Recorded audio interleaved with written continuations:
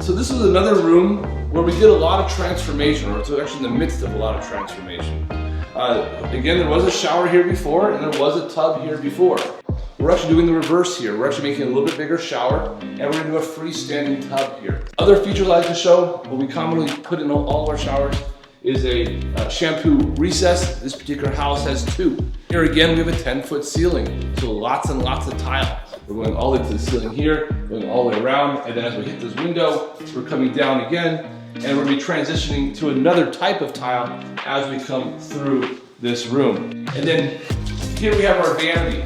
We did reconfigure the vanity from what the original builder gave us and move some things around, actually even move the slabs inwards a little bit so that we can have some nice drawer banks all around the vanity.